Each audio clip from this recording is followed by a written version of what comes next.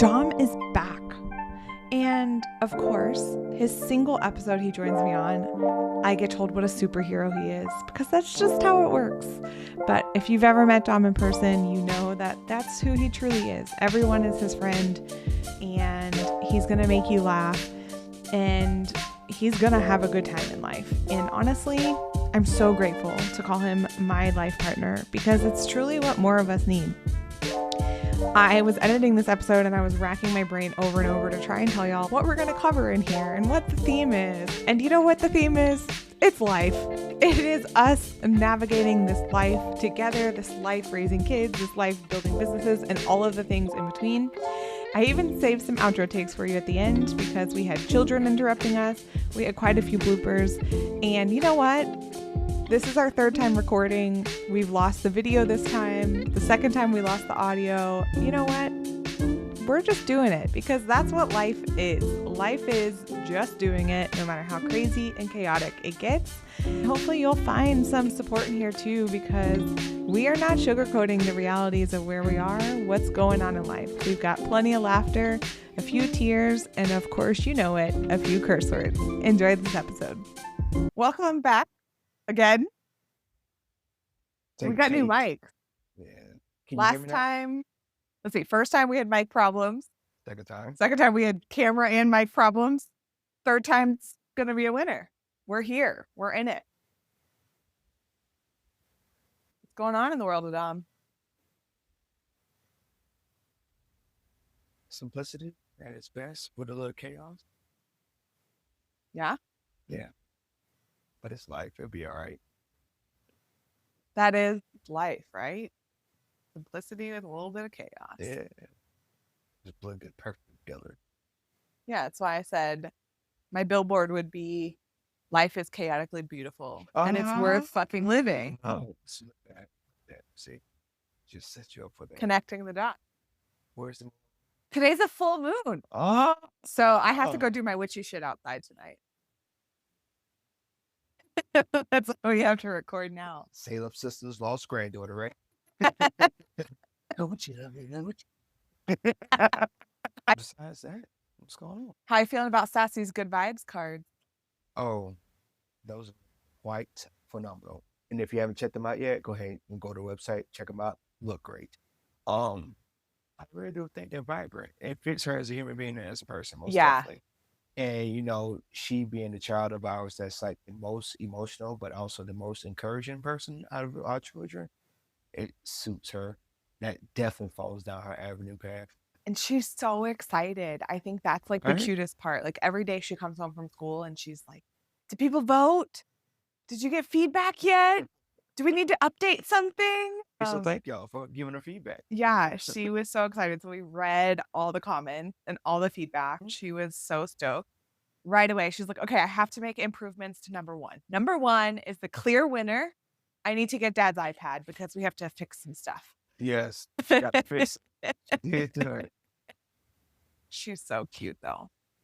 I love it. She had, I guess what was the first photo, the third of the first series of photos she did not like, so she didn't have to recolor it or something? So she got home from school and we read all the comments, and so she tallied which comments voted for which of the three cards. Okay. And then number one was the clear winner. And so she was like, I just want to fix it because she didn't color like the top and the bottom. They still had the white space. So she wanted to correct the white space and get it ready for production. Well, here we are. Let's go ahead. Get them out there in the field. I know. Get these units out there in the world. So we've started collecting her quotes and her feedback that she wants to put on her messages that she wants to put on the cards. Okay. So that people will have good vibes. So yeah, Barnes & Noble's Hallmark, whoever you are, yeah, look out. Hallmark, is that even a thing anymore? Good question. Might have to search that up after this. No, it's got to be a Hallmark. It's still on television. Yeah, but I don't know if they still have stores. I have a client whose mom owned a Hallmark store. Seriously? Yeah, but it was like hard and like entrepreneurship is. Shocker. Yeah. What was the word? Shocker. Oh, if we went down this list. Yeah, what's all the words? Do you remember any of them? Thunderclap. That was your favorite one. It's not a shocker. It's a thunderclap. Who you, Incredible Hulk? Like, thunderclap. Ah, like, come on. I do feel like we live with Hulk, though. She-Hulk for real. Depending on what day it is, depending on what type of moon it is outside. Yeah. Oh, it's not a day. It's every day, depending on what hour it is. What do you say, Bruce Banner? How do you control your anger? And I think he says, my anger is always there. I just let it out now at this point, or something to that aspect. But so he's always angry, pretty much. But he's able to channel the types. I wonder that's like. Well, how do we find somewhere to channel Dimper's anger? Do we call Bruce Banner ourselves and ask him? Right. Hey, Marvel, let me get Bruce Banner's number. If you don't mind, I just have a quick question I need to ask him. Hey, Hulk, how you doing? Hope you're in a good mood right now. Oh, yeah. Who knows? But no, besides that, like work-related stuff, might be possibly going back on the road. How you feel about that? You're gonna make me cry. Oh, well, good. But like, I feel like it might be something really, really cool to do. It has a whole lot of greater forward progression, and it can amplify the calculator on that end. Yay in that accent, and then at the other side, it's like, oh, I ain't gonna be able to hang out with y'all every day. Yeah, we've been together almost every day for 4 years. I'm gonna miss you a lot. Oh yeah, put it. Don't worry. I finally got matching chair heights. I know. Give him a tall chair to stand in, he leaves you. I even said to Crystal, I was like, we just got chairs and now he's gonna leave and I'm gonna have to record with him virtually. Oh yeah. Now I have to shave my nose hairs for you. Stop. They can't see me. Yes. Looking like a dog, we asked for a snack. Like, man, get your snot out of my face. Man, stealing all the air. So, hi, guys.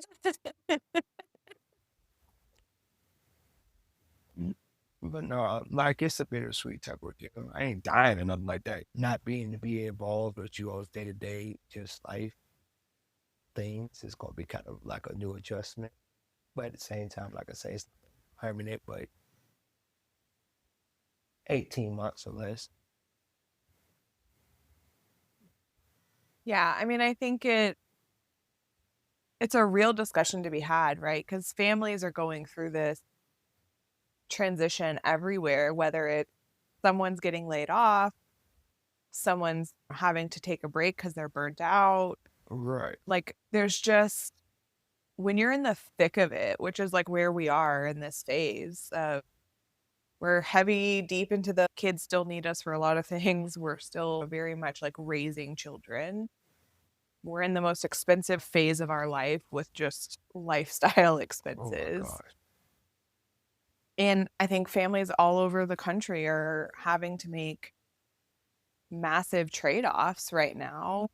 Pretty much. And I think it's hard because our generation has had this massive awakening, I feel like, of what really matters and what doesn't versus the reality of what it takes to survive. And we're trying to like navigate that and figure out our own path because the path that we were told to take hasn't been the most lucrative or fulfilling path ever. Yeah.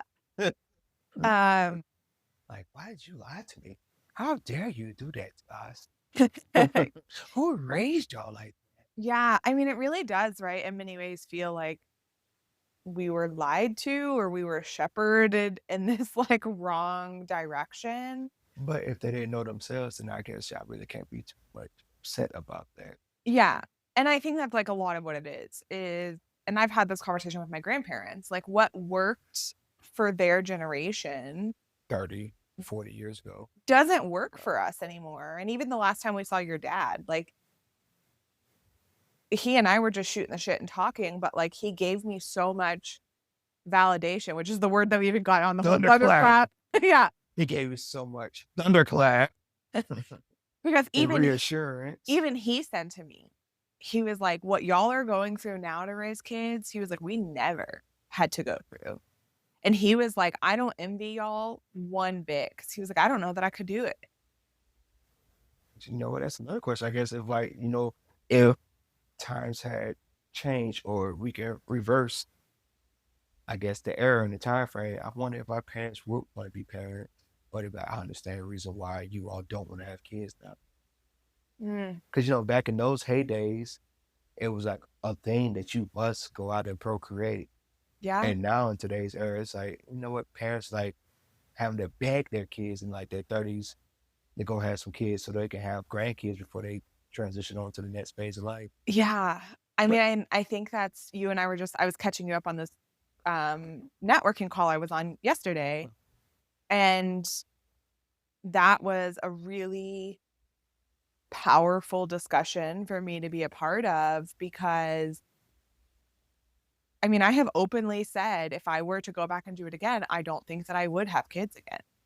And that's crazy. She went to high school to become a teacher.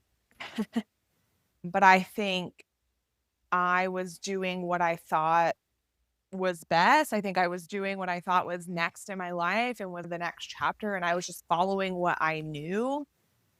And now that I know so much more about myself, I don't think that I would choose to have kids again. And she's not saying that because she loves the kids less. It's just got like human desire right now. You're like, you know what? I guess I feel like if I could do it all over again, I would just be in a different space altogether as a human being. Yeah, like I think creation-wise. going, like if you were to do it all over again, I still think you would have a shit ton of kids. What?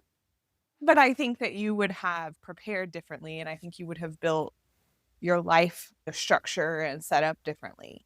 Oh, yeah.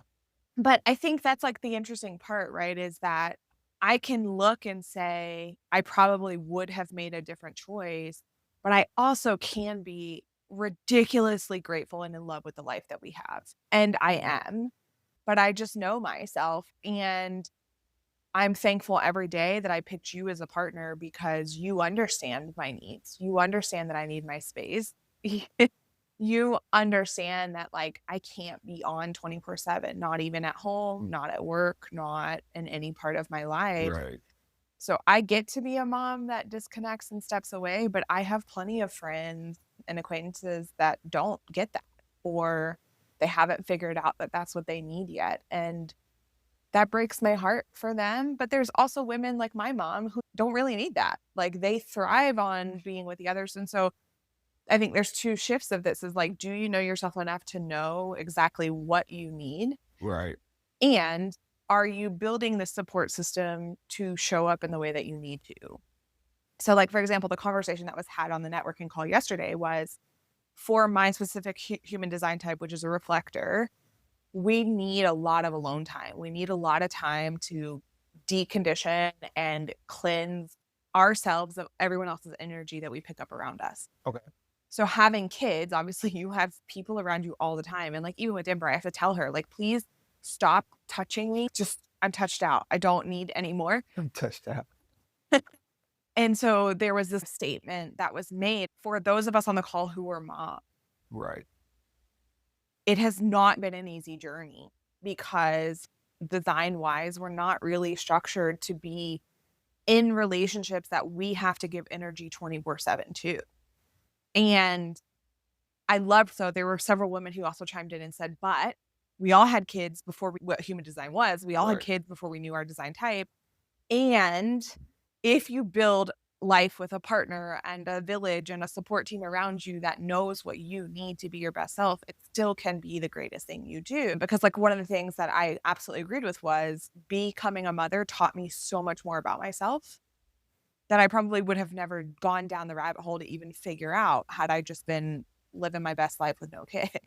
That is true too, because like some of the things that we did when we were younger, or when we didn't have to worry about children, I don't think most definitely we would not have made those same decisions. Times will change, or if have kids at that point in time of life. Yeah, I mean, I think in many ways I don't think that we would have even been married for as long as we are. What about for you for parenthood? Because I think I've been in a deeper path of reflection than you necessarily have, but I still know that like parenthood has changed you in a lot of ways. Do you spend time thinking about if you would do it again or how it has changed you or how it makes you a different person? Oh yeah, like every day I think my eyes changed. I per se, because I definitely went down a different path than what she did. But like it's just being able to wake up and having somebody that is like needing you for their survival, Mm.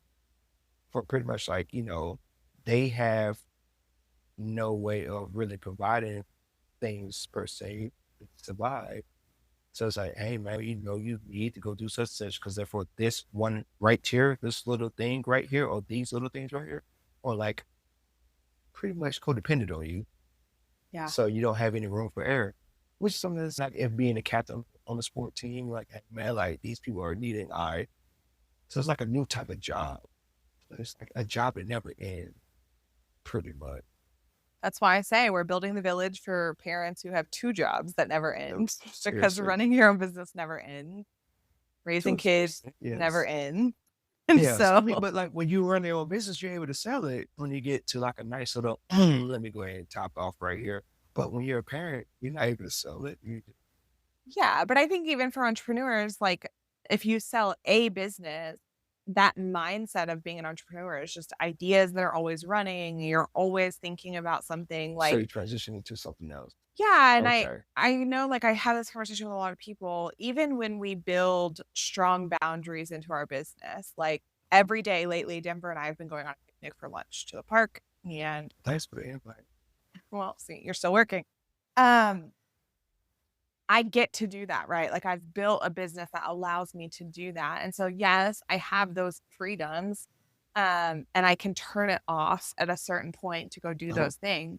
But my brain doesn't turn off. My brain is always thinking about a Look on Miss client that Bernie I want to never send. turns off though. Come on, girl.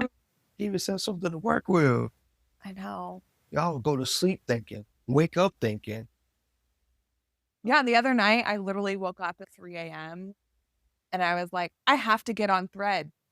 Negatory ghostwriter. And I had my entire Threads account built through the end of May by 4:30 a.m. That's scary.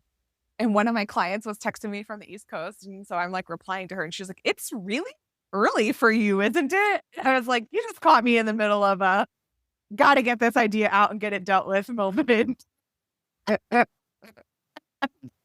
Since it's on top of my mind and all, let me just go ahead and chisel this out. Yeah. Crazy though. I don't know how I would be able to survive in life if I had you all's brain capacity, or I guess like if I had the constant 24/7 thinking all the damn time about something. But I don't necessarily think it's men versus women. I just think it's different personalities and different mindsets because Devi does not have that either. She's much like you. She can get real worked up and real emotional about something, but in general, she's pretty chill. I mean, she's Yes, in just general, kind of she like is chill. there. And she could let hours go by coloring. She could let hours go by watching TV. I mean, she could let hours go by and it not But she's still bother. But then Denver, on the other hand, like, I thought my brain was bad. Whatever edibles I take, they're not going to be strong enough for her when she gets older. She's going to need extra because Oh, yeah. What's that tranquilizer y'all gave? The elephant? Yeah. Let's go we ahead need with that two of one. those. I feel like the realities of raising kids right now and just how challenging it is, and that it doesn't feel like it doesn't really matter what you do. I think it's never right. It's never enough. Yeah. And I think that's what makes it so hard is as humans, we want a right or a wrong or a yes or a no. And with parenting, it's just winging it every day, people. Getting judged every second. Oh, you thought that was the right way? Oh, no, let me show you another way. Yeah. Hey, oh, that you thought that was a good way too? No, let me show you. It's like, good God. I guess there's 25 ways to skin a cat. Yeah. It must be like 1,000 ways to raise a kid. Let's not bring the village that everyone was promised they were getting to have all these children. because we have 3, and that's like a huge family in today's society. And that's crazy too, thinking like that. I mean, because you really don't hear that many people say, I come from a household where it's like 10 or 12 or 15. I'm sure there are some of you all out there, but majority of the time, yeah, like 1 to 3 children is like average, I'm guessing now. So Mm-hmm. remember those days where we had to pay like 2 child care services at the same time? Yeah, I do not miss daycare bills. Oh, you mean a No. mortgage a house that you don't have a key to? Yeah. Yeah. Yeah. I mean, we still pay those for the pharmacy and the hospital. Don't worry, people. Still on the struggle bus over here.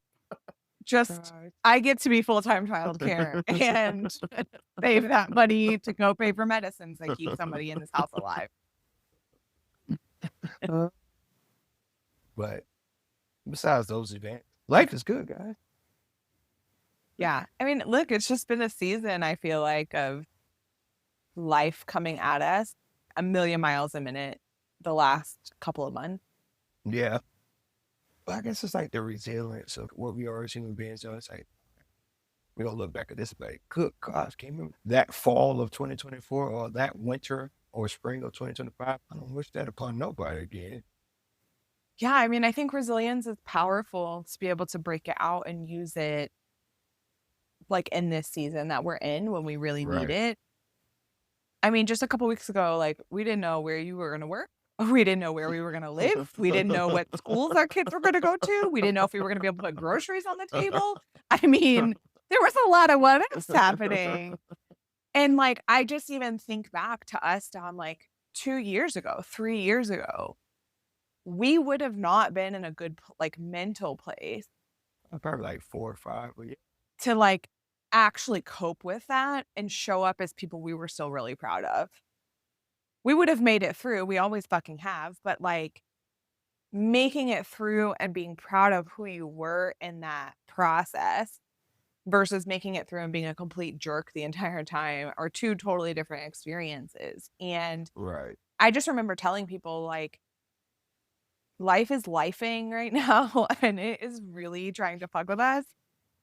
But I'm so grounded and I'm so calm and I'm so proud because we've done the work to figure out how to do that. And while so many of parts of what's been going on the last several months has been scary or, made me like a little concerned, Right. I still could show up as the partner I wanted to be. I could still show up as the mom I wanted to be. And there was plenty of times in my life that I wouldn't have been able to do that. My witchy cards. Your what you call some of them things like spades. God. Yeah, they make you feel as good as winning a book.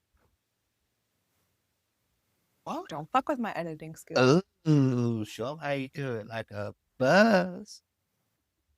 No, we're done with the boss babe talk. That is toxic culture. We are not contributing to that.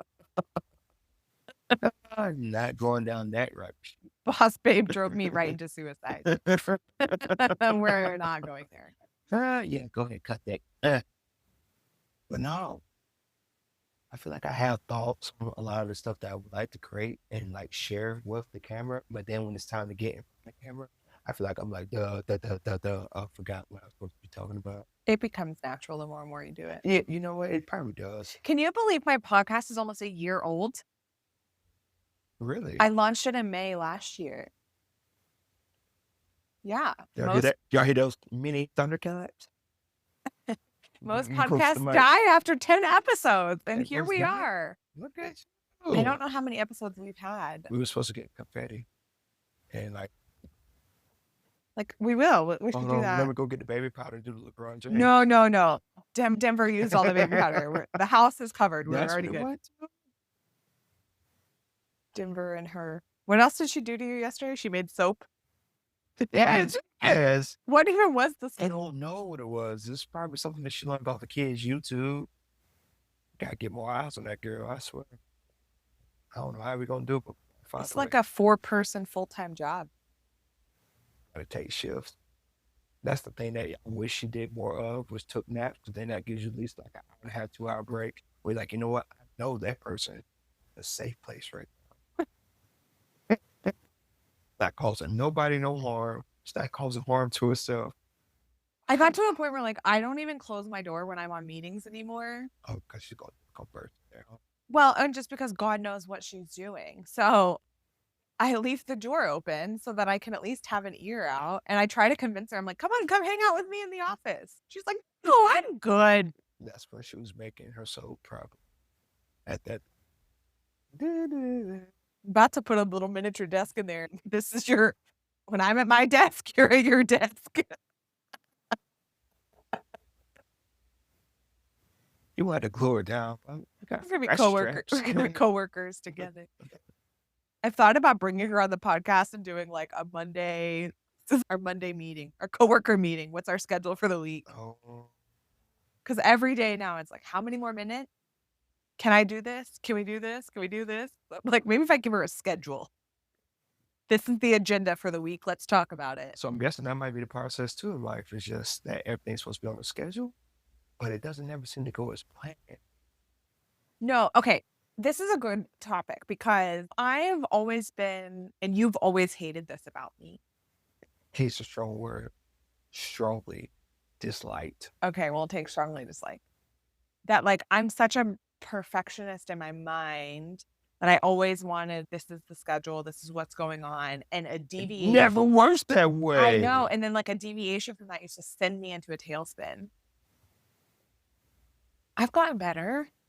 You have though. Yeah. More thunderclap.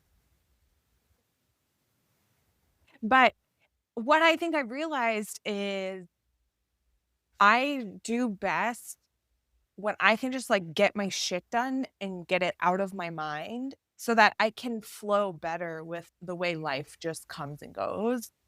Okay. So like the main task at hand, you need to hurry and knock those out. So then therefore the rest of the tasks or the rest of the impromptu improv that comes up, just sashay nonchalantly through it. Yeah, even at home, right? If it's like, okay, I know we're having these things for dinner for the week. As long as I have that food in the house, I can wing it with everything else. I just need to know like the gist of what needs to happen is taken care of. Okay, got you.